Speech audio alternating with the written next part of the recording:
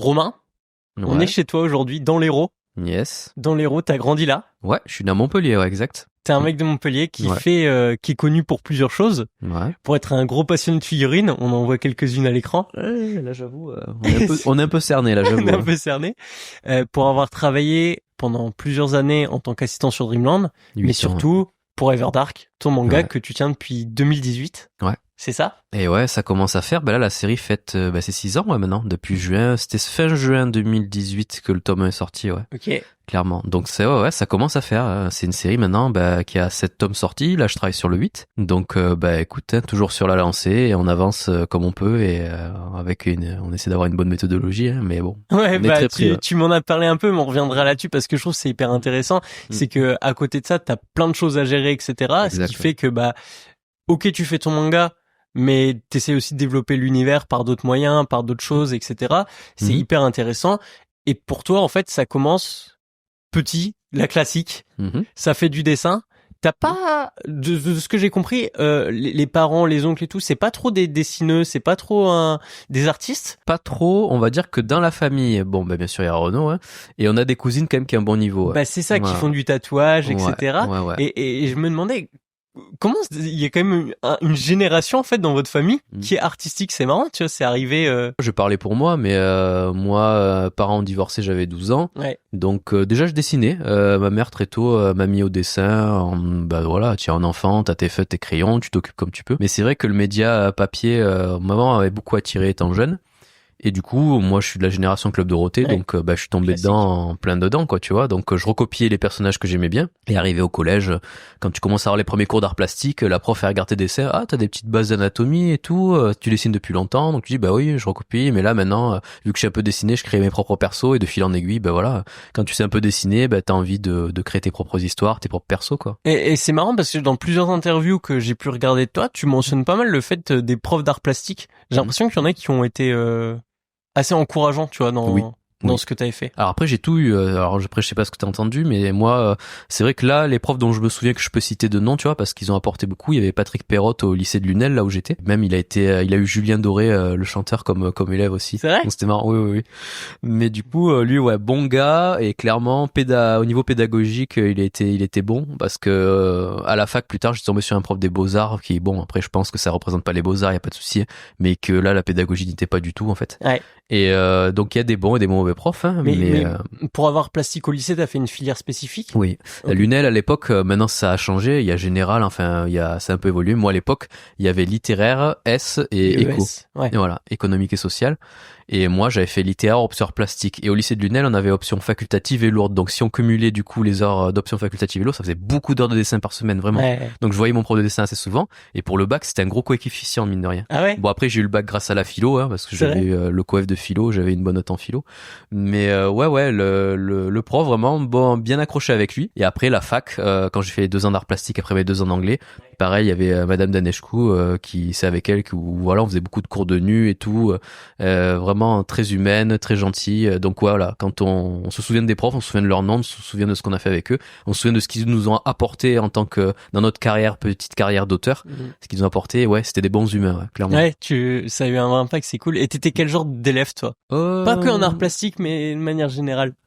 Il était comment le Romain en classe? On va dire que moi, je m'ennuyais beaucoup en cours. Ouais. Vraiment. Donc je savais qu'il fallait, les parents nous tanner pour qu'on ait des bonnes notes, parce qu'à l'époque il y avait le discours, il faut étudier, il faut faire beaucoup d'années d'études pour avoir un bon boulot. Bon, je sais pas si aujourd'hui c'est. Il y a quelques règles qui y échappent, on va dire. Voilà. Donc on va dire que pour faire plaisir aux parents, moi j'ai toujours été l'élève moyen. Voilà. Je m'ennuyais beaucoup. Après, il y a des cours qui m'intéressaient, mais là, quand même, j'étais plus, comme dit Renaud, là, c'est quoi, on est près du chauffage à dessiner. Bon, non, au contraire, moi, c'était l'inverse. Je me mettais pas au fond parce que je savais que ceux qui étaient au fond, c'est eux qu'on interrogeait en général dans les profs que j'avais. Donc, je me mettais, dans les 2 premiers rangs. Mais en fait, je dessinais pareil. Et les profs, ils avaient toujours le regard sur le fond de la classe et jamais sur le devant. En tout cas, mes profs à moi. Donc ça passait, ça passait, j'arrêtais pas de dessiner en cours. Mais élève moyen, voilà, on va dire, j'essaie d'avoir la moyenne. Élève moyen, bac L, ça part en LLEC? Alors, la fac de Paul Valéry, moi, à l'époque, ça s'appelait LLCE anglais. LLCE anglais. Et au final, j'y suis resté 4 ans, je fais 2 ans d'anglais, 2 ans d'art plastique, et à la fin. Pourquoi anglais? je voulais un petit bagage pour faire plaisir à la daronne, voilà quoi. Mais au final, parce que j'aimais l'anglais, il faut savoir que moi, j'ai appris l'anglais à travers les jeux vidéo que je prenais en import à l'époque. Toi, t'es très aller chercher les trucs toi-même, non? Ouais, je suis quelqu'un de curieux à la base. Ouais. Donc à l'époque à Montpellier, maintenant il n'existe plus ces boutiques, mais il y avait des boutiques d'import et j'achetais mes jeux en américain, version américaine, on les payait à 500 francs à l'époque. Et du coup, j'ai appris l'anglais à travers les jeux vidéo et quand je suis arrivé au collège, j'avais déjà un très bon niveau d'anglais, mais du coup à la fac ça m'a saoulé. C'était pas... Je voulais pas être prof d'anglais, donc je me disais là je perds des années en fait, je sais ce que je veux faire de ma vie, c'est dans le domaine artistique. Donc après, on est revenu. Donc tu t'es dit, allez, je vais en fac d'art plastique, toujours dans la même université? Oui, Paul Va, c'était Paul Va. Et tu vois quoi toi en cours d'art plastique? Parce que c'est les arts plastiques, y a pas plus large, tu vois. Ce que j'ai fait au lycée ou à la fac? À la fac plus, parce qu'au lycée, on peut s'imaginer, c'est la continuité du collège, relativement peut-être en plus poussé, mais. Et encore, tu vois, au lycée, moi, ils me prenaient un petit peu de l'histoire de l'art et tout, études, un peu d'analyse critique. Enfin, c'était très divers. Moi, je me souviens que c'était quand même très divers ce qu'on faisait au lycée. Bon, après, malheureusement, à la fac, c'est pas déjà le même mood que le lycée, clairement. T'es autonome à la fac, tu dois te démerder. Si t'es pas curieux, rentrer chez toi après à approfondir ce que t'as étudié en amphi et tout machin. Ouais, c'est un autre délire au niveau du rythme. Mais ça m'a très vite ennuyé. À part, moi, en fait, à la fac, tout ce qui m'intéressait, c'était les cours de nu que je faisais avec Madame Denechou. Et après, tous les autres cours, l'analyse critique et tout, ça m'a très vite saoulé, en fait. Parce qu'en fait, quand tu fais de l'analyse critique, en fait, tu essaies de comprendre ce que les auteurs ont voulu faire derrière leurs œuvres. Ouais, c'est l'interprétation. Mais moi, voilà, c'est beaucoup d'interprétation. Et moi, je sais que je fais, mais attendez, l'auteur là, j'aurais bien aimé qu'il soit vivant et qu'il nous dise vraiment si ce qu'on est en train de dire, c'est pas de la merde, en fait. Il y a beaucoup de trucs qui étaient tirés par les cheveux, je trouvais. Vraiment. Et je dis, là, quand même, je sais pas si l'auteur, donc j'étais presque des théories du complot, tu sais. J'étais pas souvent d'accord sur certains auteurs. Après, d'autres, oui, c'était quand même assez lisible, mais d'autres, je fais, ça va un peu loin, quand même. Donc ça m'ennuyait au final un peu. Il y a des trucs intéressants, je dis pas, faut pas vraiment faire de généralité, mais c'est juste que moi je commençais vraiment à m'ennuyer, arrivé à 26 ans. Et tu dessines toujours à ce moment-là en cours d'art, tu vas en art plastique parce que tu dessines à fond. Oui, et toujours. T'estimes à comment ton niveau à ce moment-là? Bon, il était bas, Enfin, moi honnêtement, c'est difficile de s'auto-évaluer parce qu'en fait, c'est les gens qui te lisent, qui te disent là t'as un petit niveau, c'est tes premiers lecteurs. Donc oui, beaucoup de tes potes disent que tu dessines bien, mais après, est-ce que c'est parce que t'as le niveau... eux ils dessinent pas et c'est exactement ça, parce qu'eux ne décident pas et qu'ils se jugent par rapport à leur niveau de dessin aussi. Mais moi, je sais que oui, à la fin quand même, je me débrouille un petit peu. Et donc les cours de nu, ça te permet de renforcer pas mal tes bases.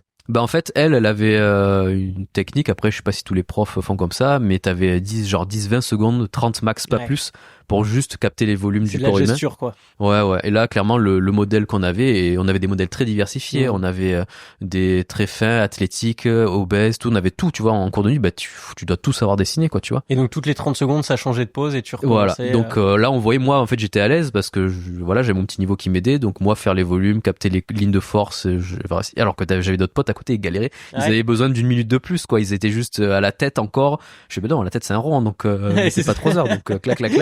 C'est les bras et tout. C'est vraiment là, c'est très schématique. Ce qu'elle nous demande, ce qu'elle veut, c'est juste savoir les volumes, les volumes du corps humain, les gros volumes, quoi, leur mouvement et tout. Donc très intéressant, très vivant. Mais c'est ça, moi, qui m'intéressait le plus, en fait. Dessiner, quoi. Les cours de dessin. C'est ça. Et de ce que je comprends, à ce moment-là, t'as une hésitation entre partir sur raconter des histoires ou faire de l'illustration. C'est ça, parce que tu sais dessiner, donc tu peux travailler en tant qu'illustrateur et tout. Donc est-ce que vraiment je me dis mes histoires, moi je vois ça sur beaucoup de volumes et tout, en charge de travail, ça serait quand même assez lourd et tout. Et moi de toute façon je voulais quitter la fac après mes 2 ans d'art plastique. C'était que 2 ans l'art plastique, j'ai fait que 2 ans, ouais. Et 2 ans d'anglais, 2 ans d'art plat, donc 4 ans à la fac, pas plus. Mais c'était pas de diplôme en 2 ans, c'était 2 ans. Non, je me suis barré avant d'avoir les diplômes. J'en avais plein le cul. Puis en plus, j'étais à l'Ouest, donc les validations d'acquis que j'avais, je les ai même pas validées sur les années d'après, donc j'en faisais des cours qui me servaient à rien. Fait que j'étais déjà validé, donc le mec, vraiment, je m'ennuyais. On sentait vraiment que la lassitude commençait à être là et je voulais travailler, en fait. Je me faisais aussi la réflexion pour gagner un niveau, faire une école de dessin, tu vois, et les grosses écoles de dessin, les Beaux-Arts, Émile Cohl, les Gobelins, tout ça, c'est cher à l'année. C'est très cher. Donc du coup, faut financer les écoles, même si je pense que ma mère m'aurait aidé un petit peu, je fais qu'est-ce que je fais? Est-ce que tu fais un prêt ou travail alimentaire, tu vois, pour commencer à mettre des sous et tout. Et pendant que j'avais cette réflexion, justement, école, pas école, Renaud, lui, lançait Dreamland. Et là, il m'a dit, moi, j'ai besoin d'assistant sur Dreamland. Est-ce que tu veux m'aider? Et j'ai dit oui, direct. Et c'était quoi un peu les termes de assistant? Qu'est-ce que ça veut dire derrière? Qu'est-ce que ça veut dire? Lui, quand il te demande de l'aide, donc toi, tu t'imagines, il va me demandait des trucs en dessin. Donc moi, je connaissais un petit peu le travail d'assistant à travers, à l'époque, beaucoup de gens pensent que assistant, ils pensent aux japonais, mais en franco-belge, ils ont bossé en studio bien aussi. Voilà, il y a, tu te mets en atelier, en studio. Bien sûr, tu te mets en atelier, en studio, si t'as besoin d'aide, et s'il y a des gens qui veulent bosser avec toi, tu le fais, quoi. Donc moi, je savais que sûrement, lui, il adorait dessiner les persos et tout, donc j'étais allé me taper les décors et tout ce qui était trame. Donc oui, ça a été assez clair dès le début ce que j'avais à faire et j'ai accepté. Okay. Vu que c'est un premier pied dans le monde pro en tant que, on bossait pour Pika à l'époque, déjà. Donc j'ai accepté et au final ça a été très formateur parce que c'est en bossant sur Dreamland que j'ai vu le rythme de narration sur 200 pages et que je savais que c'était un format qui était adapté à mon projet, quoi, en fait. Parce que toi, de ce que tu dis dans les autres interviews, c'est que raconter sur 50 pages, c'est pas possible. J'avais essayé à l'époque de faire une narration sur une pagination franco-belge, on va dire. Et je galérais en fait. Ouais. Je pense que je suis pas bon sur ce genre de format. En tout cas pour Everdark, ce que j'avais raconté pour Everdark. Parce que déjà Everdark, t'avais essayé de le placer sur une pagination. C'était dans le même lore, ouais. C'était dans le même lore. Alors c'était pas Everdark, c'était un autre truc beaucoup plus dark fantasy, donc plus adapté à un public un peu plus mature. Mais oui, j'avais déjà essayé d'adapter le tout premier projet et clairement moi il me fallait un peu plus de pages, c'était un peu trop restreint. Alors après, je dis pas, je peux avoir des projets qui sont calibrés pour du franco-belge en termes de rythme de narration, mais clairement l'univers d'Everdark, le lore était pas adapté pour, je pense. OK. Et ça tu le comprends du coup en travaillant sur Renaud, avec Renaud, et quand je vois les storyboards passer, le voir ce rythme là sur du 200 pages noir et blanc, je fais mec, l'affaire c'est ça moi qu'il me faut en fait. Et quand tu commences à travailler en tant qu'assistant, tu quittes la fac, c'est ça? Ouais, en fait, ça a été la décision d'arrêter la fac et de bosser à mi-temps, parce qu'en termes d'heures, c'était voilà, à mi-temps. C'est ce que j'allais te demander, à quel point est-ce que ça t'occupait ce job? Ouais, c'est l'équivalent en termes d'heures de mi-temps. Après, les horaires, je me souviens qu'au début, j'allais chez Renaud en présentiel, comme on dit. Donc, avec l'autre assistant, Salim, on allait chez lui, on bossait quand il habitait en face du zoo du Lunaret à l'époque. Donc, ça se passait comme ça. Donc, on était dans un tout petit studio, je sais plus combien de mètres carrés ça faisait, mais c'était minuscule. Donc, on était 3 avec un gros chien, un gros boxer. Donc, c'était assez folklore. Des fois, on dormait là-bas et tout, machin. Et c'était vraiment, c'était drôle. C'était drôle. C'est l'ambiance. Et voilà, au début c'était en présentiel et après à la fin on bossait de chez nous, on envoyait les pages par le net, tu vois, il passait de temps en temps chez moi. Après là tu vois, là on est dans ma résidence et à l'époque on était quasiment voisins. Donc, okay. Donc c'était très utile, on avait juste à faire 2 mètres pour s'échanger les pages et tout, c'était rigolo. Et à côté, parce que si ça t'occupe à mi-temps, ça te laisse aussi un peu de temps pour toi. Exact. Qu'est-ce que tu fais? Et du coup je commence à monter le dossier Everdark en parallèle, quoi. Dès 2006? On va dire que j'étais pas à fond dès le début, tu vois, mais j'avais le temps libre, oui, je pouvais commencer déjà à voir ce que je voulais raconter, faire mes chara-design, tout ça commençait doucement, tu vois. Mais oui, on avait déjà commencé je continuais à l'époque, il y avait le projet de base qui s'appelait Dark Legend et après j'ai basculé sur Everdark quand j'ai eu les réunions édito et tout, les premiers touches avec les éditeurs et tout. Je dirais en tant que projet d'un jeune auteur, il vaut mieux plutôt de partir d'un truc très dark fantasy qui est déjà très ciblé pour une audience mature, plutôt faire un truc dans le même univers, tu vois, mais beaucoup plus accessible à plusieurs niveaux de lecture et accessible aux jeunes, aux moins jeunes. Tu vois, Everdark, j'ai des lecteurs de 8 ans et j'ai quelques lecteurs, après c'est pas la majorité, mais j'en ai un dans la soixantaine et un de 80, je sais plus quel âge, 80 et tout. Mais mais c'est, au début, la première fois que je l'ai vu, je dis, mais c'est pour vos petits-fils et tout, machin. Non, c'est pour moi. Je dis, ah ouais, mais comment est-ce que vous en êtes venu à acheter mon tome et tout? Non, mais j'aime bien les dessins et tout, et là, je me souviens plus de son nom, mais je le reverrai, j'espère, mais ça m'avait... C'est bien d'être curieux, tu vois, comme ça. Mais voilà, c'est le contact, j'ai d'abord la couve, le premier contact avec l'œil, tu vois. La couve m'a plu, j'ai feuilleté, j'ai aimé votre style de dessin, les chara-design et tout. Tu fais, merci. Incroyable. Après, c'est pas la majorité, mais c'est vrai que, j'ai quand même des lecteurs qui ont de la bouteille, ouais. Et tu vois, là, tu dis que t'as les premières touches avec des éditeurs. À partir de quand tu commences à te dire, ok, là, mon histoire, elle est au clair dans ma tête. Je fais un dossier, j'envoie. C'était en 2014, début 2014, où j'ai fait j'ai envoyé aussi au début des mails à tous les éditeurs. Renaud bossait chez Pika, donc au final, la petite anecdote drôle en fait, c'est qu'il y avait un problème avec le FTP avec Pika. C'est quoi le FTP? Donc c'est à travers ça qu'on transfère nos pages à l'éditeur en fait, donc sur le net, un serveur de stockage en fait. Du coup, Renaud fait vas-y, donne-moi ton dossier, je vais le faire transférer à Pika, comme ça, limite ils l'auront t'auras un retour de Pika en premier, tu vois. Et en fait, ils ont jamais reçu mon dossier sur FTP. Alors je sais pas, il y avait eu un bug et tout. Et au final, je me souviens que la veille, avant de partir en train et faire le tour sur Paris, j'avais envoyé un mail ou quoi, et je leur ai dit, bonjour, je sais pas si vous avez eu le temps de lire mon dossier. Est-ce que, vu que je suis sur Paris demain, est-ce que il y a moyen qu'on se voit ou pas? Et au final, c'est là où j'ai appris que vous avez reçu le dossier. Ils se disent, mais bien sûr qu'on veut te rencontrer et tout. Donc j'étais mort de rire. Je sais, mais non.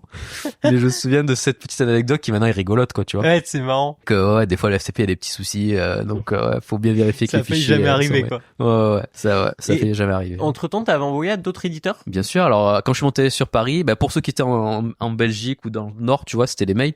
Parce que moi après, mon but, le billet de train et tout, fallait pas non plus que je claque. C'est ça. Voilà, l'hôtel et tout. J'étais allé avec mon frangin en plus, je me souviens, pour faire le tour des éditeurs. Donc j'avais vu Dargo à l'époque, il me semble, Glénat. À l'époque, il y avait Stéphane Ferrand qui bossait encore chez Glénat là-bas. Je me souviens, ça date, tu vois.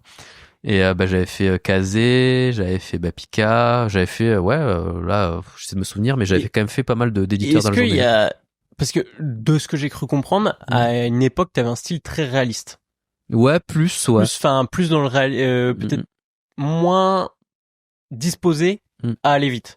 Ouais, c'est ça. Est-ce qu'il y a des éditeurs qui t'ont fait cette remarque de justement, Romain, ton style graphique aujourd'hui, ça va être trop compliqué pour que tu suives le rythme ou des choses comme ça? Déjà, j'avais commencé à adapter un petit peu mon style par rapport au rythme de production que j'allais me taper, parce que 200 pages, clairement, faut que tu aies un dessin où tu te fais plaisir, bien sûr. Ouais. Donc, mais faut se dire, si tu fais un genre d'ancrage des persos aussi détaillés et tout machin, en rythme de 100 pages, tu vas pouvoir l'assumer sur la longueur, parce que si tu fais un tome vraiment le haut du panier au début au niveau ancrage et qu'il n'y a pas d'homogénéité, tu vois, sur les prochains où tu changes complètement d'ancrage parce que tu vois que t'es en PLS au niveau, c'est trop long en fait, et que t'es tout seul, t'as pas d'assistant au début, donc tu te dis donc je me souviens que le dossier Everdark au début, enfin que ça ne s'appelait pas comme ça, tu vois, quand même j'avais simplifié un peu plus mon trait, mais pareil, c'est un dessin qui quand même le style qui me plaisait, mais non, j'avais quand même simplifié avant d'aller voir les éditeurs. Je sais qu'il y avait eu des demandes différentes, je sais qu'il y avait des éditeurs qui voulaient je citerai pas non, mais ils ne voulaient, en chaque rendez-vous, ils voulaient pas la même chose, et ça c'était bien de voir que chaque éditeur en fait se cherchait, ne voulait pas la même chose.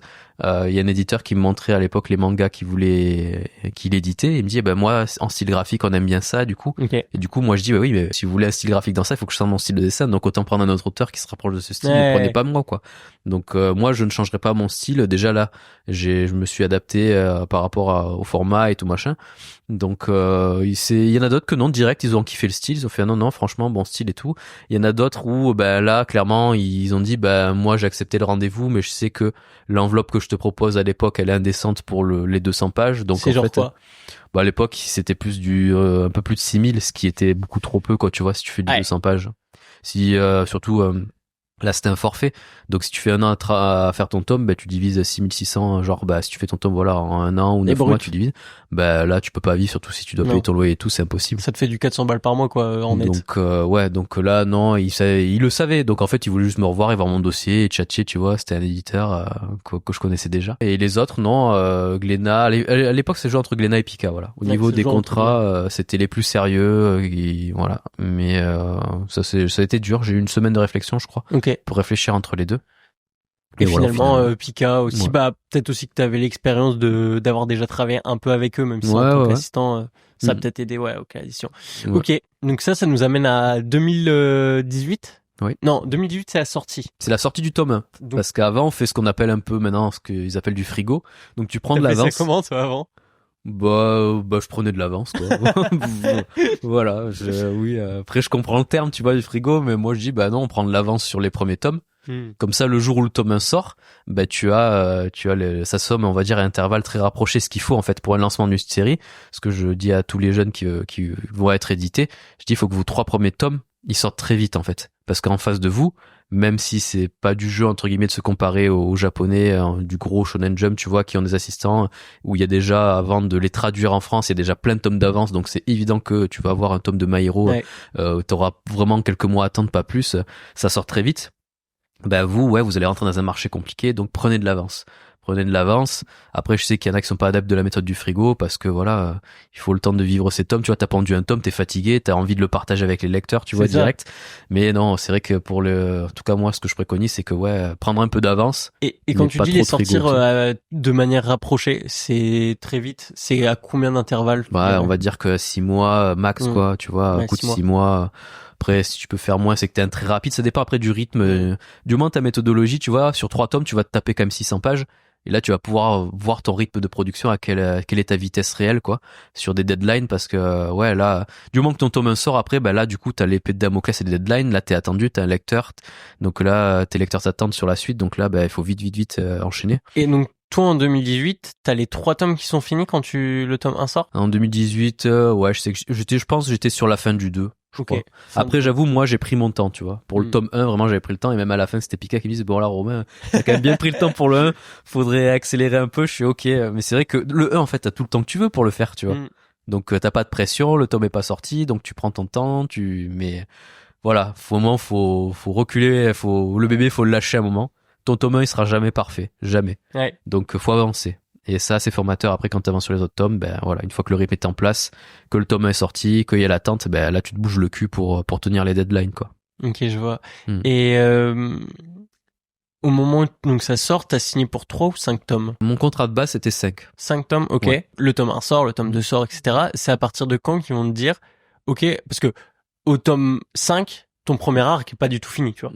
Exact. Ben moi, je pense que c'était, alors maintenant, moi je peux le dire, hein, mais c'est vrai que moi, je m'étais fait confiance dans le terme où j'avais géré ma narration pour que ça fasse au-delà de 5, tu vois.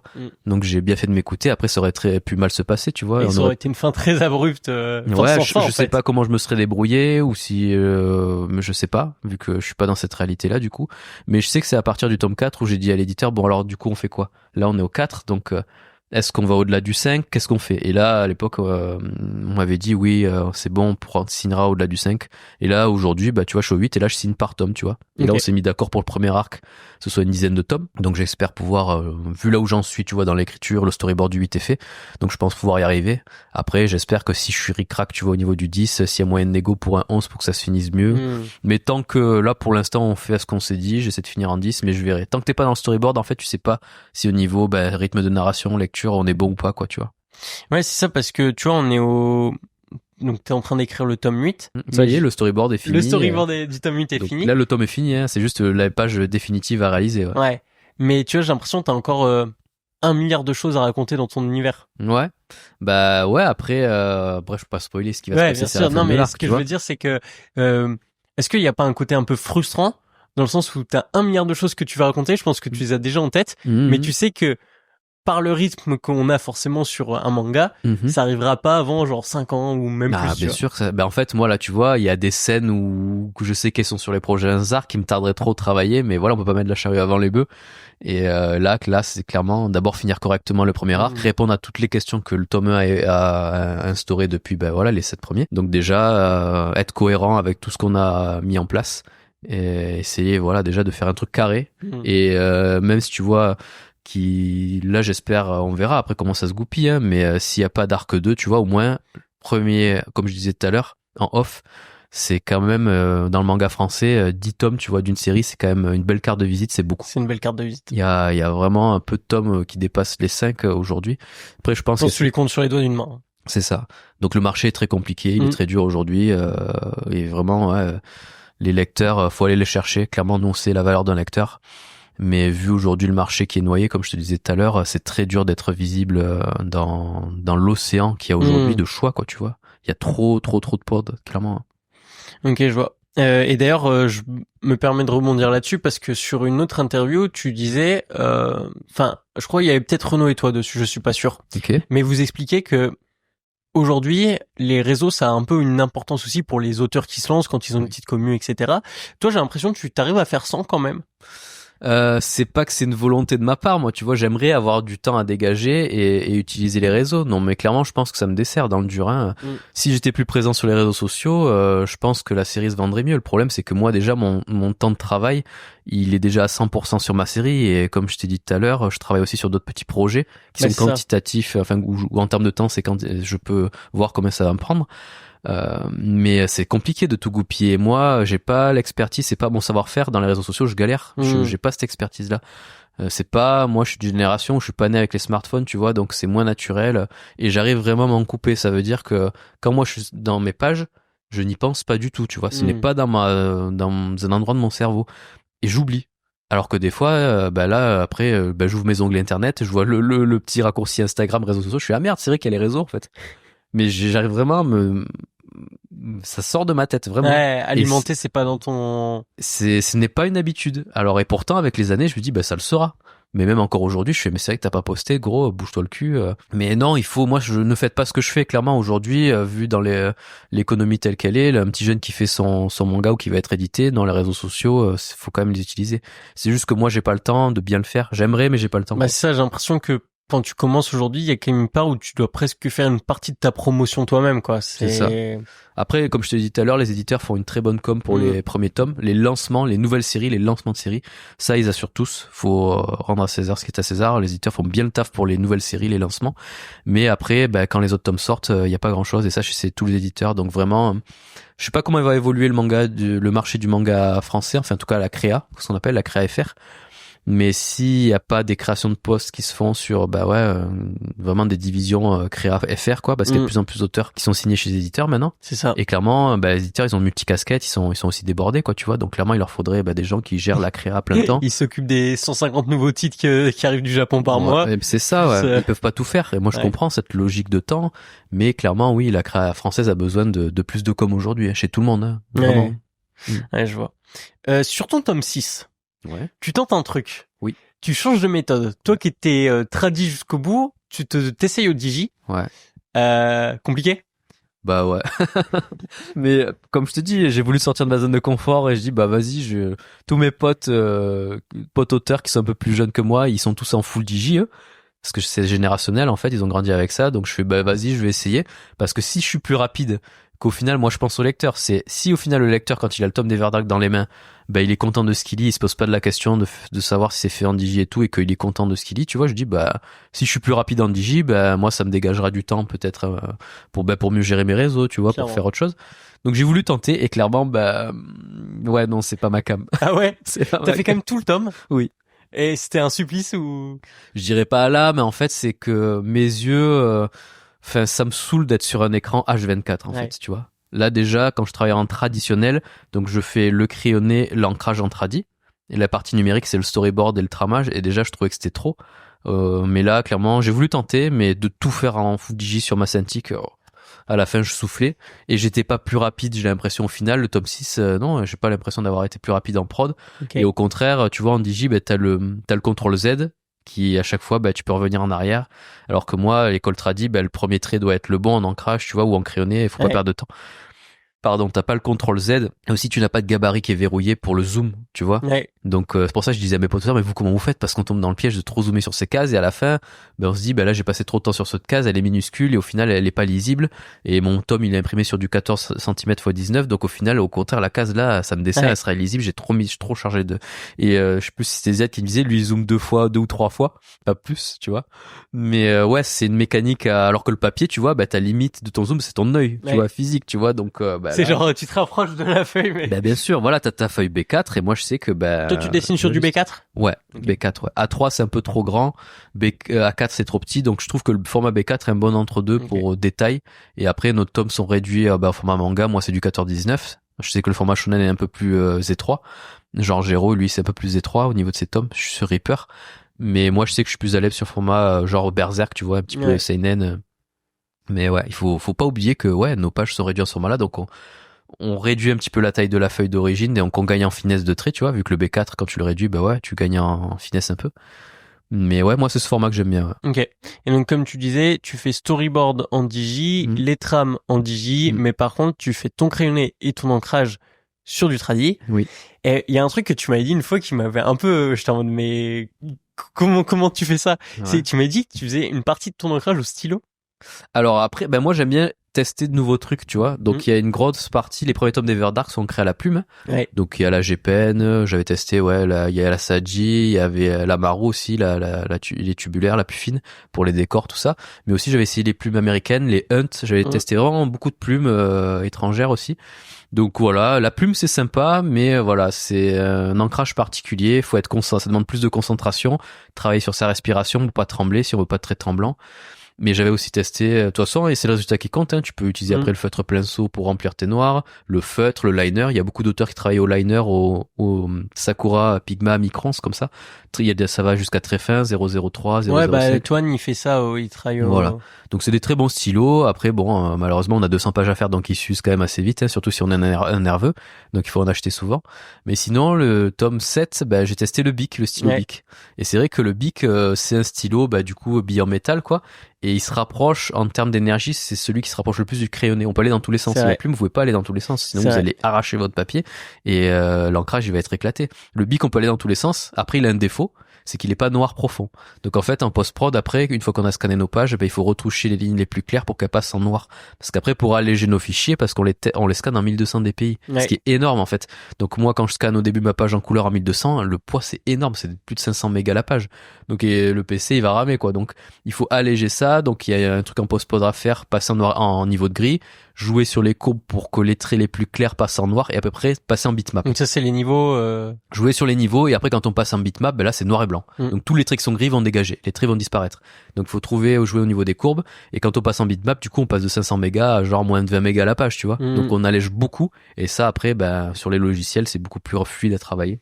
Donc il y a des petits. Il y a tout un process à réussir à établir. C'est rapide, hein, ça dire comme ça a l'air compliqué, mais non, jouer sur les courbes et passer en bitmap, c'est assez rapide en fait. Et tu fais quoi? Tu fais page par page ou tu fais tout ton crayonné, tout ton ancrage? Tu vois, genre tu fais d'abord tout le tome en crayonné, après tu encres, après tu fais les trames, ou est-ce que tu fais une page crayonnée, ancrage tramé, etc., etc. Alors le rythme d'avant, en fait, j'ai évolué. Au début, je sais que sur les premiers tomes, il fallait que je rentre 10 pages ancrées par semaine. Ouais. Donc, les lundis matin. Voilà, le lundi. Après, en général, je débordais tout le temps. Je piquais les pauvres. Jamais le lundi à 11h ça tombait, tu vois. Des fois c'était l'après-midi, des fois c'était le lendemain, parce qu'en fait moi je voulais. Mentalement, il fallait au moins que je finisse mes pages. Si un lundi, tu vois, j'envoyais que 8 pages sur 10, ça me faisait chier. Non, il fallait clôturer quand même les 10, quoi, tu vois. Et si je débordais, voilà. Donc, ça 10 pages par semaine. Donc, crayonné, ancrage. Il y avait pas le tramage à l'époque. Donc ça a duré quand même pas mal, sur pas mal de tomes. Et après, j'ai dit, non, là, ça me saoule, en fait, parce que quand je me tape 200 pages de tramage à la fin, c'est fatigant. Le tramage, c'est pas la partie la plus intéressante, c'est du remplissage, en fait. Sur les derniers tomes, j'ai dit à Pika, là, ce qu'on va faire, je vais essayer de faire les 10 pages, mais je vais les tramer, voilà. Comme ça, au moins, les pages c'est terminé, basta, on n'y revient plus dessus. Exactement. Next, voilà. Ok, donc 10 pages par 10 pages. Ouais. On essaie en tout cas par semaine. Ok, je vois. T'as un style qui, je pense, est plus long à dessiner que d'autres styles, tu vois. T'as beaucoup d'éléments dans tous tes dessins, que ce soit sur les persos, que ce soit sur les décors, etc. Et j'ai l'impression que dans l'univers manga, t'as un peu cette réputation de gros travailleur. Après il y a les nouveaux auteurs qui arrivent quand même, techniquement sont très très forts. Là on parlait de Senshiro tout à l'heure, tu vois, clairement Senshiro en ancrage, franchement, je me demande combien de temps il prend sur ses pages, mais clairement, c'est du beau boulot quand même. Pareil, Géraud, Ziad, aujourd'hui, les poteaux, tu vois, qui sont un peu plus jeunes dans le milieu, ils ont de très bon niveau, c'est quand même beau ce qu'ils font, techniquement, c'est carré, quoi. Moi, j'ai commencé bien avant eux, mais moi, en fait, ce qui me prend le plus de temps, c'est tous les chara-design, les persos en armure, tu vois, mes persos sont très chargés. C'est ça. Et c'est ce qui retranscrit l'identité de la série. Pareil, moi, je suis fan de jeux vidéo, tu vois, comme tu le vois, j'ai beaucoup de hardbooks. Et ça, c'est toutes ces bibles visuelles, tu vois, ça, moi, je m'en abreuve et tout. Donc, gros fan de jeux vidéo. Donc, dans mes chara-design, ça se ressent, quoi, tu vois, clairement. Mais ça prend du temps. C'est clair, quand tu fais des grosses armures avec 10 milliards de plaques, après, faut les ancrer, tu vois. Et si tu dois le faire sur plusieurs pages. Parce que tu fais des dragons avec des muscles de partout, machin. Ouais, voilà, j'aime bien les designs chiadés. Après, est-ce que c'est compatible avec un rythme de 200 pages? On essaie, tu vois, parce que c'est ce qui donne l'identité de la série, comme je l'ai dit. Mais ce qui est frustrant dans mon métier, c'est en fait, ce que vous voyez dans Everdark, c'est pas mon réel niveau en dessin, en fait. Si, en fait, c'est le niveau sur un temps donné. Voilà, on essaie de faire au mieux dans l'intervalle de temps qui nous est donné par rapport au planning, tu vois. Mais si vous prenez tous les auteurs, vous leur dites, là, t'as tout le temps que tu veux pour faire cette page-là, vas-y, lâche-toi. Mais là, on aura des pages de ouf, tu vois. Donc c'est ça de se dire, qui est frustrant, on se dit, là, cette page, elle est ok tiers, elle est pas ouf, mais le tout, c'est qu'elle soit pas dégueulasse, que ça sorte le lecteur, tu vois, de la lecture. Là, en fait, je peux pas passer 3 jours sur cette page-là parce que j'en ai 199 à faire. Il y a 200 pages à caler. Donc si je mets genre 3 jours pour faire une page à chaque fois, ben je serai hors délai. Ton tome il va sortir un tome tous les 2 ans et là clairement les gens vont t'oublier quoi, tu vois. Donc il faut trouver sa méthodologie, son rythme pour être assez rapide, faire un dessin où on se fait plaisir, pas prendre le lecteur pour un con et quand le tome sort, ben lui il voit quand même de tome en tome, ah là, ben là ça s'améliore, on essaie de tirer la qualité vers le haut. Après ça veut à le dire si on y arrive ou pas, mais moi en tout cas c'est mon souhait avec Everdark, chaque tome, j'essaie de tirer la qualité vers le haut au niveau ancrage et tout machin. Et voilà, les gens en général me font leur retour. Tu sens que t'arrives à aller plus vite pour une qualité meilleure depuis le tome 1.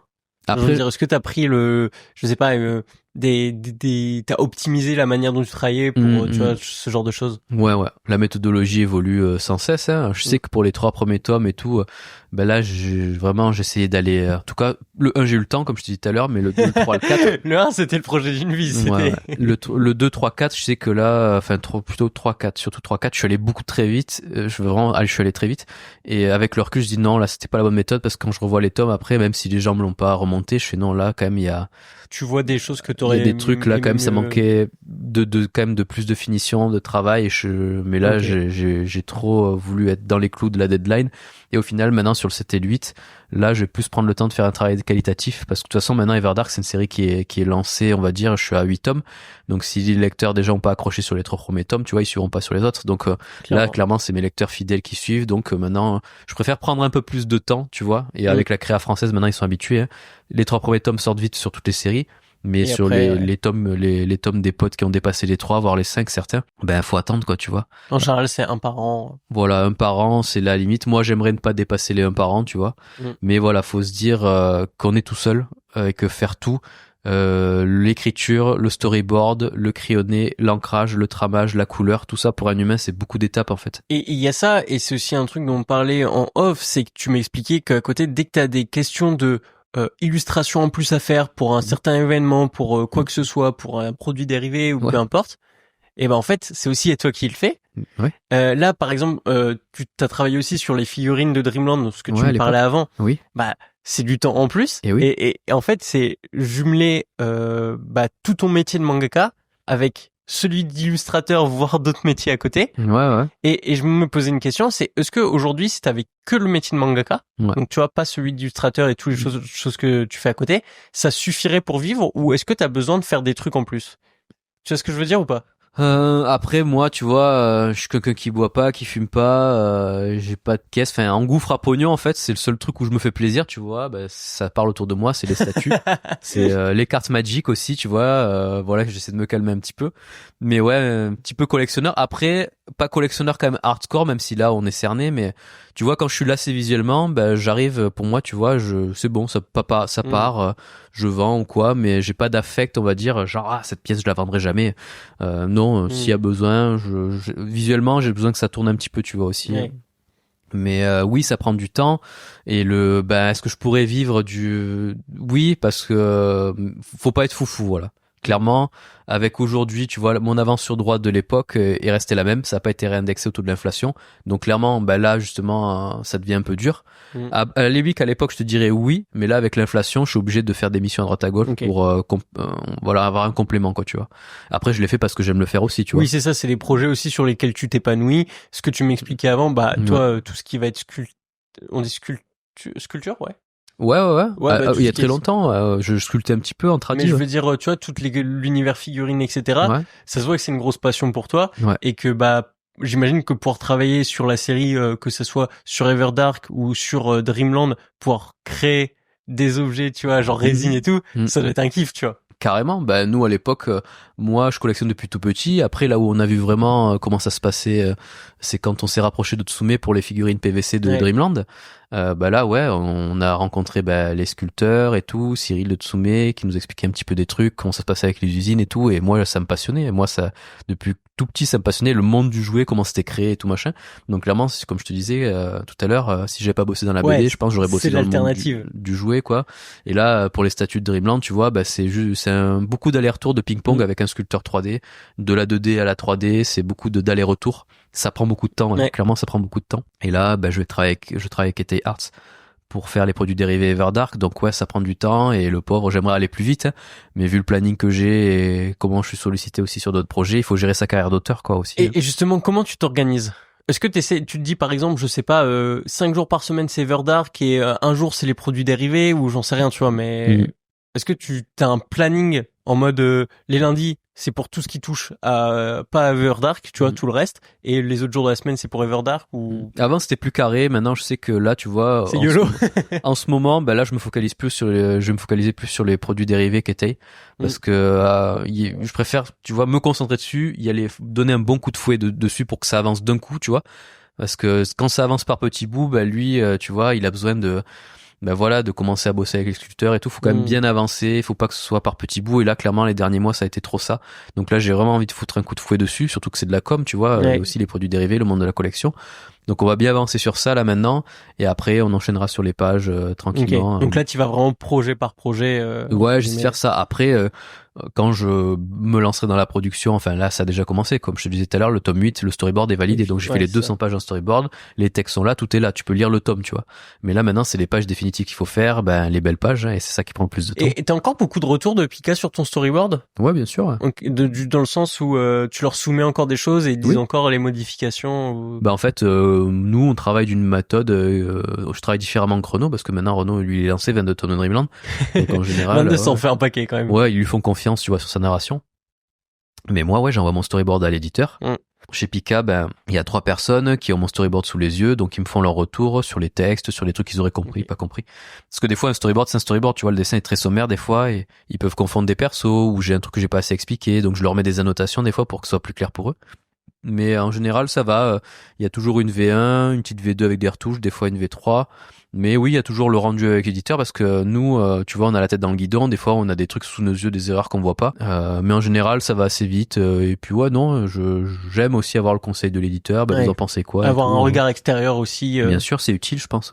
Ton frère, il te donne aussi son avis sur ce que tu fais? Pas trop, non. Je sais que après je lui ai jamais demandé s'il avait lu mes tomes, si. C'est vrai, tu sais pas si ton frère a lu tes tomes? Non, mais pareil, mes proches, je leur demande pas s'ils ont lu, s'ils ont kiffé. Ouais. Après, il a ce truc à faire. Hein. Lui, dessiner étant jeune, maintenant plus du tout. Ça lui a quitté le dessin. Mais non. Après, je sais qu'il est très content quand un tome il sort et tout. Il l'achète, il le refourgue à tous ses potes et tout machin. Donc, il soutient la série, y a pas de souci.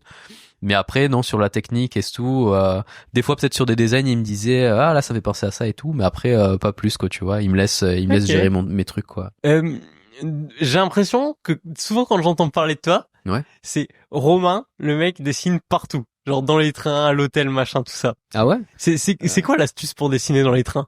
Alors oui, c'est vrai que je faisais des stories aussi où je dessinais dans le train, où je faisais mon storyboard dans le train. Alors il faut savoir que dans le train, on peut pas faire de l'ancrage, hein, ça tremble trop.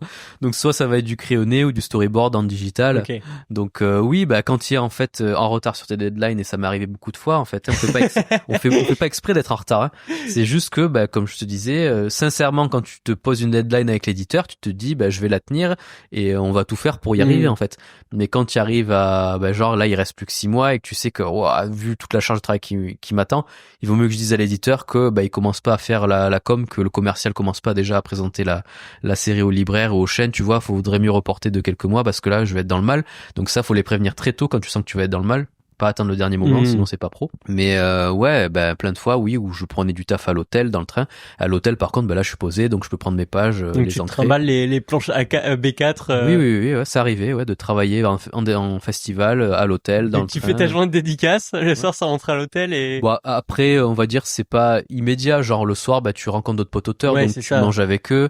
Tu bois un coup, tu discutes un peu, tu prends de leurs nouvelles, mais après s'il y a moyen de rentrer 1 heure plus tôt à l'hôtel pour travailler taffer, tu le fais. Et des fois tu finis il faut se lever le matin à 7-8 heures pour être en place, des fois 7 c'est un peu tôt, mais à 8 heures pour être en place à 9 heures sur le festival. Donc tu calcules tout ça, tu travailles un peu et après tu essaies de dormir un peu parce que les festivals c'est quand même c'est énergivore. Voilà. Donc tu essaies un petit peu de bosser, tu essaies de gérer au mieux quoi. Ok. Et t'as besoin de beaucoup dormir toi? Parce que je crois que le cousin il dort pas trop. Ça dépend. Il y a des phases. Quand je suis en mode deadline ou j'arrête, ou des fois tu vois t'as ce qu'on appelle le pinceau magique ou la plume magique. D'un coup tu vois tu vas prendre ton stylo et tout va sortir naturellement. Tu vas pas galérer sur tes volumes, tu vas pas galérer sur ta perspective. T'es sur une bonne lancée tu vois et t'as pas envie d'arrêter.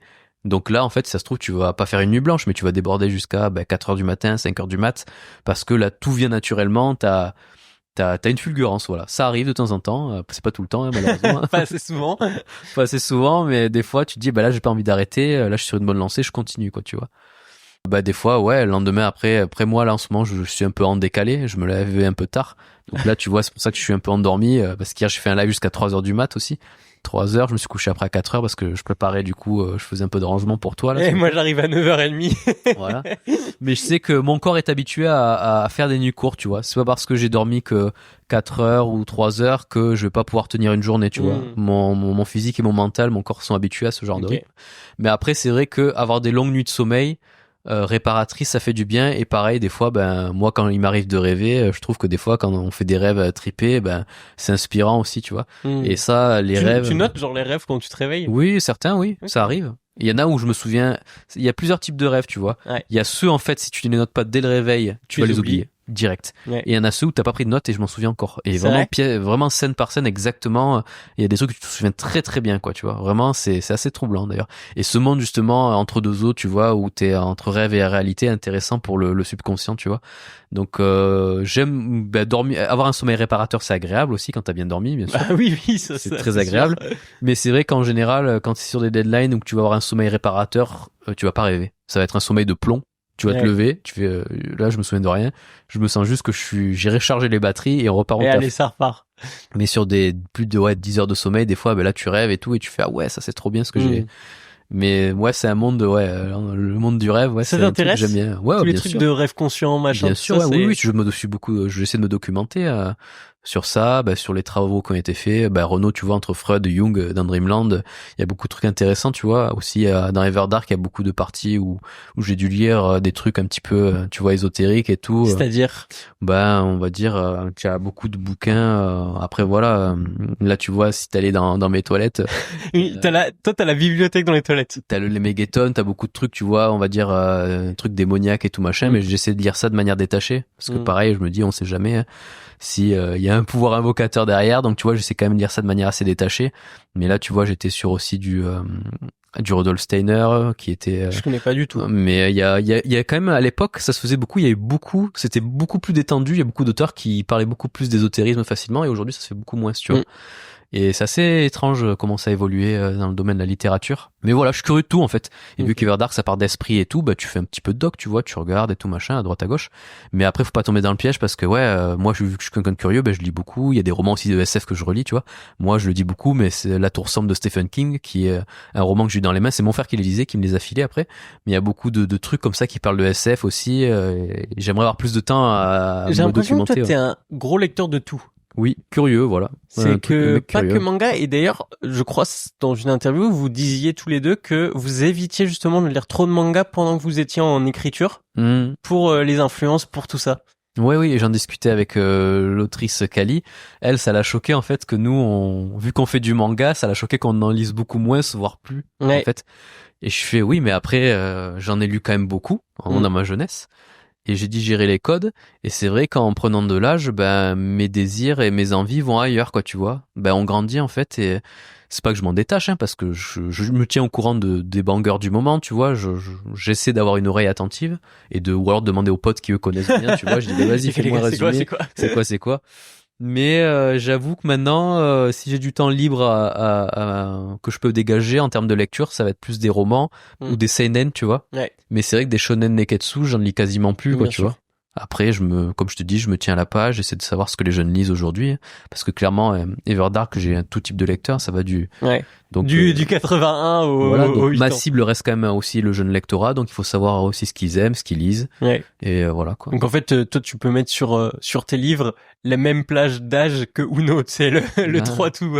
Ouais, après, comme je te l'ai dit, beaucoup de lecteurs sont des jeunes lecteurs, mais quand quand même, j'ai beaucoup de lecteurs d'une vingtaine d'années, quand même, entre 20 et 30. Ouais.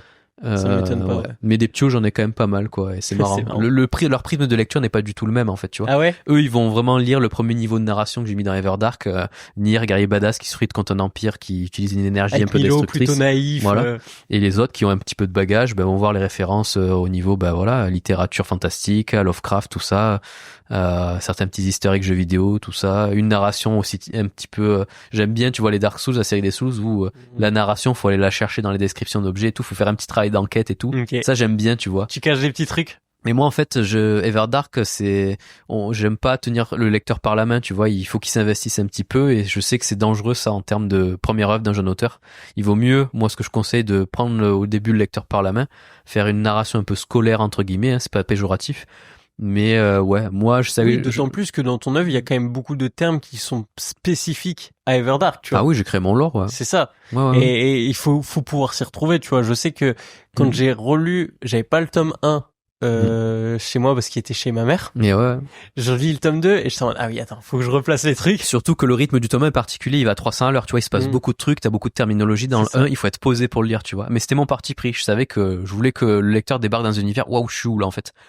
Qui s'en prennent plein la gueule, et après le rythme de narration sur les prochains est différent, tu vois, on prend plus le temps et c'est plus délayé. Et on revoit quand même des petits codes, tu vois, classiques du manga avec le tournoi et tout, et ça fait bien plaisir. Sûr. Alors en fait, tu vois, ce tournoi était un prétexte à l'arrivée du Séraphin, du Séraphim Pâle de Sinastar, mais je voulais pas un Budokai Tenkaichi comme dans Dragon Ball, tu vois. Là en fait, je savais que c'était plus, je m'étais plus basé sur les jeux de Rome à l'époque, comme dans Gladiator, tu vois. Moi, ça m'a fait penser à Dressrosa, tu vois. Tu vois, c'est One Piece, du coup. Ouais. Voilà. Mais il fallait, j'étais plus dans ce délire-là plutôt qu'un Budokai Tenkaichi à la Dragon Ball. Je savais que non, c'est un truc qui allait être coupé de manière abrupte.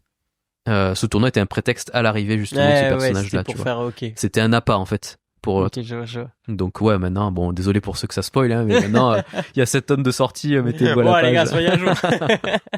Je mettrai un petit alerte spoil. Oui, voilà, vite fait, ouais. Ok. Tes tomes, en général, ils sont assez épais. Oui. Tu dis souvent que niveau deadline et tout, t'es un peu court. Est-ce que, enfin, je sais pas, ça doit être aussi par rapport à ton découpage, mais il y a pas un monde, justement, pour que toi, tu sois plus à l'aise sur la quantité de travail. Un tome de 180 pages, comme les Naruto ou les choses comme ça, c'était pas envisageable, tu vois. Bah, si c'était à refaire, clairement, je ferais ça. Ouais. Parce que clairement, quand tu es en charrette, en bout de tome, que t'es fatigué et que la deadline approche, quand t'as 20 pages de plus à faire, tu les sens passer, quoi.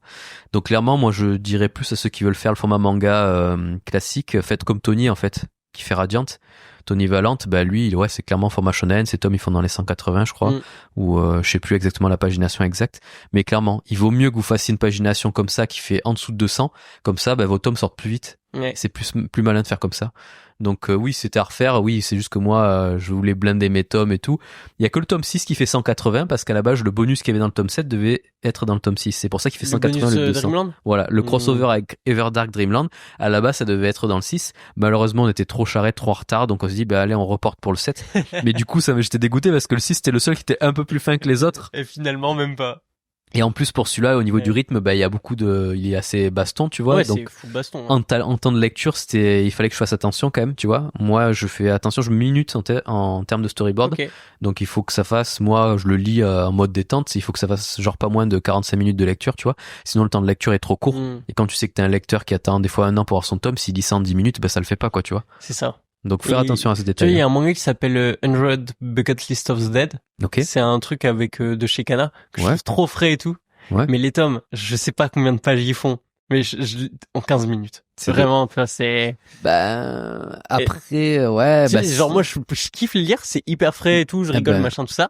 Mais par contre, je sais que je l'achète et que, il y a un entre-deux après. Pas, si tu kiffes ce que tu lis, au final, c'est l'essentiel. Mais si, au final, t'as un arrière-goût de dire, ah, quand même, là, j'ai lu ça tellement vite pour l'attente, voilà. Il y a un côté frustrant, tu vois. 15 minutes, j'abuse. Mais tu vois ce que je veux dire. Après, est-ce que tu lis très vite, tu vois? Je lis très, très vite. Voilà. Donc, ça dépend. Tu vois, il y en a qui lisent lentement, il y en a comme toi qui lisent vite. Donc, nous, en tant qu'auteur, on essaie de trouver un juste milieu pour que le lecteur, entre guillemets, en ait pour son argent au niveau de l'attente. Mais par contre, du coup, souvent, je relis plusieurs fois. Le même, ça me dérange pas de lire plusieurs fois. Et tu redécouvres des trucs du coup. Exactement. Et voilà. Parce que je fais pas attention en fait, je vais hyper vite, tu vois. Je balaye. Mais ça c'est bien. Et tu vois justement, c'est ce que le parti pris aussi que j'ai pris pour Everdark, vu que le tome 1 surtout, le tome 1 a beaucoup d'éléments clés en fait. Et il invite à la relecture, même mes autres tomes, tu vois, il y a plein de mes lecteurs qui disent, mais en relisant les tomes, je redécouvre de nouveaux trucs à chaque fois. Et puis surtout quand tu connais ce qui se passe après, il y a des trucs qui te font écho, alors que t'avais complètement zappé, en lisant la première fois le tome 1. C'est ça. Tu lis, tac, jusqu'au 7, tu reviens, tu relis le tome 1, tu fais, ok. C'est ça. Okay, et vu que moi, entre guillemets, je suis lent pour un auteur français, alors c'est juste que j'ai pas d'assistant, mais j'aurais des assistants comme les japonais, je travaillerais très très vite, tu vois. En fait, beaucoup de gens disent qu'on est lent, mais en termes d'heures de travail par jour, on ne mérite pas face aux japonais. C'est juste que nous, c'est plus lent parce qu'on n'a pas le facteur assistant, en fait. Mais nous, non, des fois, on dessine jusqu'à 15 heures de dessin par jour, c'est énorme quand même. 15 heures, c'est costaud. Donc non, en fait, en termes d'heures à la journée, on démérite pas. C'est juste que tout seul, quoi. Tu travailles à plat sur ton bureau ou t'as une planche pour rester droit? Alors, il y a... C'est une vraie question, ça, les trucs de dos et tout, quand t'es 15 heures sur une chaise. Alors moi, j'ai la chance d'avoir une bonne génétique, j'ai pas trop de problèmes de dos. Okay. Alors que je sais que mes potes auteurs ont beaucoup de soucis, soit le dos, soit le bras, tu vois. Enfin, oui, on reste statique, donc clairement, la mécanique se rouille. Et surtout en hiver, tu vois, ça peut arriver de se faire mal et tout, machin, le corps est moins chaud, quoi, tu vois. Ouais. Donc, oui, moi, j'ai un support incliné. Pour éviter les défauts de perspective, tu vois. Et avant ça, je l'avais pas et je savais qu'il fallait que je me mette au-dessus de ma page, tu vois. Donc je me mettais vraiment courbé, voilà, courbé, et j'ai des poses impossibles, tu vois. Je peux me mettre en tailleur sur ma chaise. Moi, je sais que quand on me regarde dessiner, même en dédicace, je me mets dans des positions des fois incroyables. Mais ça va, je reste assez flexible, donc je change de pose tout le temps. J'ai mal nulle part, donc je prends des poses un peu ouf à chaque fois. Mais maintenant, j'ai un support incliné, je reste assis, classique, quoi. Tu lis beaucoup de romans, on l'a dit. Moi, enfin, j'aimerais avoir plus de temps à y consacrer, mais bien sûr. Si t'en avais un à conseiller. Alors, on va dire un truc qui se lisait bien, qui jeune m'avait vraiment marqué. C'est mon frère qui me l'avait filé, pareil. Ouais. Ça s'appelle en français Pug l'apprenti, de Raymond Elias Fist. Okay. Alors je sais pas comment ça s'appelle en VO, mais du coup voilà, en français c'était Pug l'apprenti et c'était de la fantasy avec des chevaliers dragons, des valets rouges, je me souviens, et ça m'avait beaucoup marqué. Je l'ai trouvé badass dans la lecture, donc c'était facile à lire. C'est écrit assez gros, les romans que j'avais avant. Maintenant je sais plus où ils sont. J'aimerais bien les retrouver d'ailleurs. Mais après, sinon, qu'est-ce qu'il y a d'autre? Ouais, La Tour sombre de Stephen King, hein, franchement. Tour sombre. Ouais. Après, moi, j'adore Stephen King. Après, j'aime pas tout de ce qu'il a fait, mais quand même, il y a beaucoup de trucs qui m'ont... Les trucs d'horreur, lui, il sait faire, quoi, tu vois. Ouais. Vraiment. Et il met l'ambiance. Ouais, moi, j'aime bien les trucs dark un petit peu. Je vois ça, les petites planches de Berserk derrière moi. Mais ouais, s'il y en a un qui est accessible, je dirais, si vous aimez l'aventure et tout, Pug l'apprenti, le tome 1 s'appelle comme ça, après les autres s'appellent différemment, de Raymond Elias Fist, c'était pas mal, ça m'avait plu quand j'étais gamin. C'était un des premiers romans que j'avais eu dans les mains. Après, vu que moi j'étais après en filière littéraire, on m'a filière des trucs, les Madames de Bovary, Au bonheur des dames et tout, machin, j'ai envie de canner, quoi. Ah ouais? ça te saoulait? Ben, je trouve que pédagogiquement, pour donner l'amour du livre et de la lecture, c'est pas ce qu'il faut donner à des gamins, quoi, tu vois. Après, je dis pas que c'est pas intéressant, tu vois. Il y a une analyse intéressante à faire, mais clairement, au niveau de la pédagogie, faut pas donner ça à un gamin, ça va le dégoûter. Pas en première lecture, ouais, c'est chaud quand même. Je comprends. Enfin, bref. Tu fais partie des rares mangaka qui est passé par le stade d'assistant, parce que c'est vrai que en France, tu vois, c'est très peu commun d'avoir été assistant. Généralement. Oui, ou alors moi c'est parce qu'on l'a dit beaucoup en dédicace, et que je suis un ancien, mais je sais que mes potes ils se font aider. Hein. Oui, je sais, Géro, ZD, ils demandent de l'aide entre eux, etc. Ouais. Si t'avais été assistant sur une série japonaise, ça aurait été laquelle? Waouh, oh purée. C'est compliqué. Hein. Bah moi j'avoue, après j'aurais aimé, tu vois, c'est plus être assistant, c'est avoir le niveau déjà requis en tant qu'assistant, parce que tu vois les assistants de Miura. Clairement, est-ce que j'aurai le niveau, est-ce que je tiendrai le rythme? Donc de voir le studio Gaga, tu vois, de Miura, c'est comme ça que ça s'appelle, hein, si j'ai pas de conneries. Mais il y a ça, sinon du One Piece, du Dragon Ball, tu vois, même si moi je suis plus team, il y a pas à être de team, hein, je lis les deux, mais c'est vrai que j'ai plus d'affect parce que j'ai grandi avec ça, tu vois, j'ai grandi avec Dragon Ball, mais c'est clairement dans l'atelier, j'avais vu des photos de l'atelier d'Oda, il kiffe exactement ce que je kiffe, tu vois, il a un Terminator taille réelle dans son studio. Je fais mec, putain, c'est celui que je veux m'acheter, que je veux me payer depuis que je suis petit. Mais il y a plein de trucs, tu vois, je sais qu'il a des armes à Oda dans son studio, genre des mousquets, les armes de pirates, tu vois, des sabres et tout. Je fais trop bien, il a de la doc en vrai et tout, comme moi j'adore avoir de la vraie doc, des vrais sabres et tout. Mais moi c'est plus pour visiter leur studio, l'ambiance, c'est plus ça en fait, faire le fanboy de base. Mais après, oui, en termes de connaissances et de transfert de savoir, tous les gros studios, ceux de Miura, de Oda et tout machin, je pense que là, le rythme, ça serait très, très formateur, je pense, de bosser dans ce genre de studio. Ouais. Et toi, avoir un assistant? Bah oui, je suis pas contre, hein, mais il faut que je le rémunère correctement. Exactement. Moi, ça a toujours été, si quelqu'un bosse sur Everdark, faut qu'il soit payé correctement, tu vois. Après, je sais qu'il y a beaucoup de gens qui disent, ah, mais moi, je t'aide pour rien et tout. Je fais, ouais, mais non, mais moi, ça me gêne parce que ce travail mérite salaire, tu vois. Ouais, je comprends. Là, on est trop, surtout à l'ère, moi, que j'ai connu, à l'époque, le boom de l'internet, quoi, tu vois. Quand on a eu les premiers, moi, à l'époque, c'était modem 56K, tu vois. Donc, quand il y a les DSL qui arrivaient, maintenant, t'as la fibre, quoi, tu vois. Là, je vois le savoir accessible et tout machin. Il y a eu une période où beaucoup de gens pensaient que si c'est parce que l'internet est tout gratuit, en fait. Ouais, c'est ça. Non, en fait, quand ça, c'est le temps que ça nous demande en travail, quoi, tu vois, l'un assistant, le temps qu'il va passer sur mes pages, il mérite d'être payé, quoi, tu vois. C'est gratifiant, et puis pareil, avec l'argent, il pourra s'acheter du matos et tout. C'est un cercle vertueux, non, mais j'aimerais en avoir, tu vois. Le jour où j'ai le budget pour payer un assistant, clairement, il commencera à faire mes petits décors, les trames. Je pourrais plus me focaliser sur les persos et du coup mieux gérer mon ancrage sur les persos, et ça augmentera la qualité des tomes. C'est là que tu prends le plus de plaisir? C'est sur les persos? Parce que j'ai l'impression qu'en décor, t'es quand même vachement calé. Ouais, mais il y a des décors qui mériteraient beaucoup plus de soins, tu vois. Il y a des décors beaucoup là. Si je trouve c'est calé, ça me fait plaisir, mais clairement il y a des pages où je dis, mais là le décor, franchement, il mériterait plus de taf, et j'imagine autre chose, quoi, tu vois. Enfin, je pense dans ces cas-là, tu le sais, toi, c'est que c'est par manque de temps. C'est pas par manque de niveau, tu vois. Oui, c'est ça. Ce que je te dis, c'est ce qui est frustrant. Le lecteur, j'aurais eu tout le temps que je voudrais, il y aurait une meilleure ambiance et le lecteur aurait clairement plus kiffé sa lecture, quoi, tu vois. Mais on essaie de faire au mieux, comme je te le dis, dans l'intervalle de temps qui nous est imparti. On va arriver vers la fin. Il me restera des petites questions, quand même. Ouais. Est-ce que t'as quand même un avantage? Ouais. C'est que t'as un quotidien qui est particulier, tu vois, genre je veux dire, c'est une mangaka, c'est pas une majorité de la population qui fait ce métier, mais t'as quand même un des rares avantages d'avoir quelqu'un de la famille qui fait aussi le métier. Oui. Ça, c'est un avantage. Mais est-ce que t'as déjà souffert d'une comparaison? Est-ce qu'il y a déjà eu un moment donné où c'était trop en mode le cousin de Renaud ou quelque chose comme ça, tu vois? Ça arrive encore aujourd'hui, mais je t'avoue, moi, quand tu es jeune, à la limite, non, j'ai jamais trop été comme ça. J'ai jamais eu un ego démesuré, quoi. Je savais ce que je valais, je savais mes forces, mes faiblesses, et je les acceptais, les faiblesses. Mais aujourd'hui, non, je ne verrais pas pourquoi ça, au niveau de l'ego, ça te toucherait, parce que c'est vrai, en fait. Si j'avais pas travaillé sur Dreamland, Everdark aurait pas le petit niveau qu'il a aujourd'hui. Ça t'a beaucoup apporté? Bien sûr, et ça, il faut rendre à César ce qui est à César. Donc non, moi, au contraire, je trouve que c'est un exemple à suivre. Moi, j'ai appris ça en tant qu'assistant. Ça peut vous être utile. Ceux qui ont envie d'être assistant, vous apprenez beaucoup de choses en étant assistant. Puis ça avait l'air marrant comme période. C'était des bons souvenirs, hein, clairement. Hein. Donc non, moi je regrette rien, et je suis content, je suis très fier de mettre ça en avant. Et si des lecteurs à chaque fois qui me ramènent à ça, non, c'est ma réalité en fait. Donc au contraire. Et il faut pas se cacher aussi, quand je suis allé démarcher les éditeurs, ça a servi. Ils savaient que j'avais bossé sur Dreamland, donc ça sécurise les éditeurs. T'as de l'expérience. Et surtout, là, Dreamland, ça commençait à marcher pour l'époque, donc c'était aussi un avantage que j'avais en plus comparé à un jeune qui. Mais en fait, t'avais une ligne sur le CV. Oui, exact. Entre guillemets, mais ouais, c'est tout ça. À fait. Ah oui, ça faut le reconnaître. Non, moi je suis très détendu et totalement à l'aise sur ça. Dreamland, ça a fait partie de ma vie pendant 8 ans, c'est beaucoup quand même. 8 ans, c'est énorme. Oui. C'est plus que Everdark aujourd'hui. Ouais, enfin, et à la limite, parce que t'as passé plus de temps sur Everdark. Alors, si tu comptes les tomes sortis, la série fait ses 6 ans. Oui. Mais en fait, j'ai bossé dessus depuis, avant 2014, c'était la signature du dossier, et puis, combien de temps par jour aussi? Donc là, pour moi, ça va faire plus de 10 ans, tu vois. Oui, c'est vrai. Ouais, Everdark, en fait. Mais je comprends, du coup, t'as le calcul du temps, mais non, moi, il y a aucun souci avec ça, quoi. Et vraiment. Est-ce que t'aurais aimé, c'est un truc qui t'intéresserait, d'écrire aussi des romans? Est-ce que tu sens que tu aurais la capacité de faire ça? Après, j'aimerais, si j'ai du temps, tu vois, à investir, pourquoi pas s'y essayer, par curiosité. Tu sais, comme Cab, il a fait avec Onera, donc Cab, il a fait une partie livre. Ouais. C'est un truc qui pourrait te faire kiffer? Pourquoi pas? Après, faut savoir, est-ce que j'ai le niveau, vu que je viens de filière littéraire, après ça se perd, quoi, tu vois, il faut... Ouais.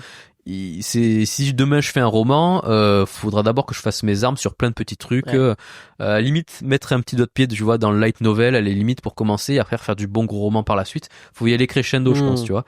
Est-ce que vraiment, au niveau vocabulaire et tout. Mais ça te tenterait fondamentalement ou pas tant? Pourquoi pas, j'y ai pas pensé, tu vois, vu que là je suis un petit peu en fait t'es trop sous l'eau pour penser. C'est pas dans une case de mon disque dur, mais pourquoi pas un jour, si j'ai du temps, m'essayer à l'exercice et voir ce que les gens en pensent. Peut-être que ça sera éclaté, tu vois, mais au moins je dirais je suis pas fait pour ça. Okay. Mais pourquoi pas? C'est une question de temps, hein. Mais moi je suis quelqu'un qui aime bien tester des trucs. De toute façon, j'ai l'impression qu'aujourd'hui ta principale limite c'est le temps. Oui, c'est ça. Mais même pas que pour moi, pour tous les auteurs qui font du manga. Je pense que ça revient sans arrêt. Le facteur temps revient sans arrêt. Quand tu fais ce format-là qui est très chronophage, qui te prend tout ton temps et t'aimerais avoir du temps pour tout, pour la famille, pour la vie en général. Mais, t'arrives à trouver du temps, toi, pour tout ça? Maintenant, je le prends. Clairement. Avant, à mes débuts, vraiment, je subissais, entre guillemets, c'est pas péjoratif, mais vraiment, j'étais dans ma ligne droite, dans le train lancé à 300 à l'heure.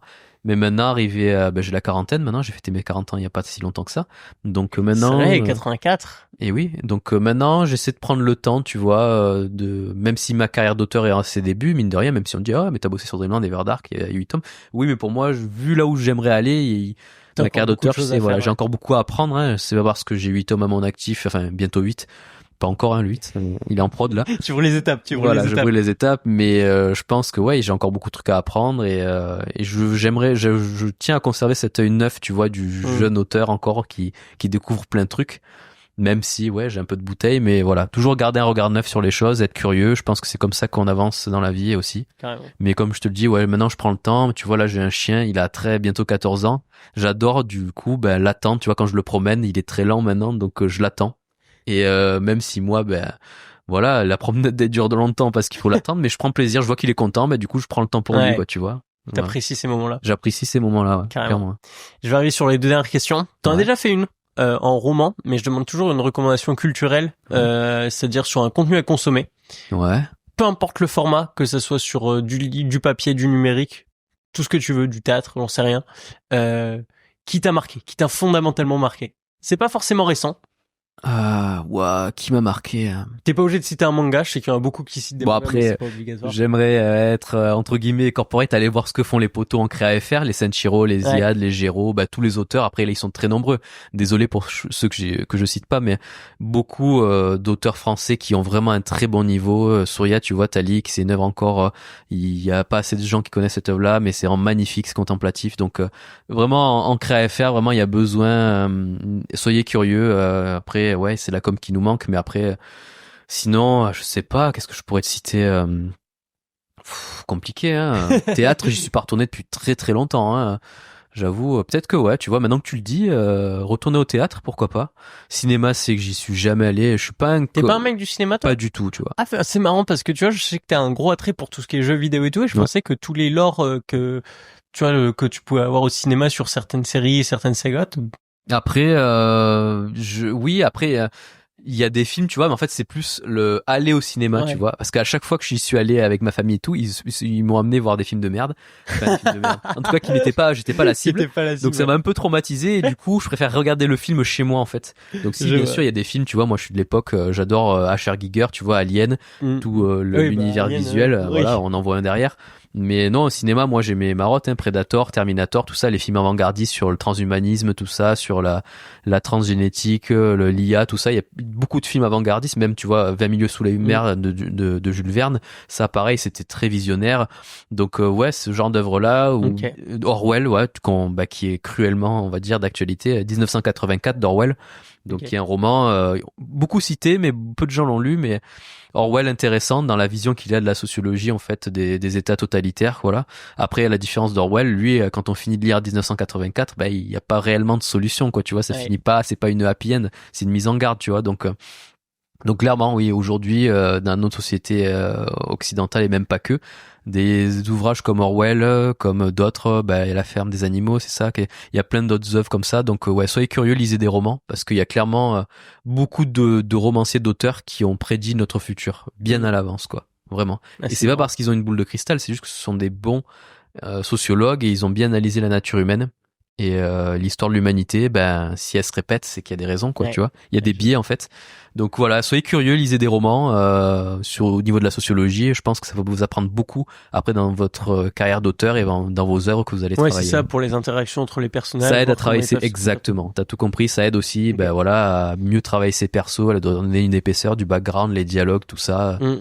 Donc, mais la base de notre métier, c'est la curiosité, c'est le charbon en fait qui alimente notre feu intérieur, quoi. Si vous n'êtes pas curieux et que vous voulez être auteur de BD, vous allez vite tourner en rond mais ça viendra. Je pense que c'est naturel, ça vient. On ne peut qu'être curieux si on se fait ce métier. En tout cas, moi, c'est l'image que je m'en fais, quoi. Ouais.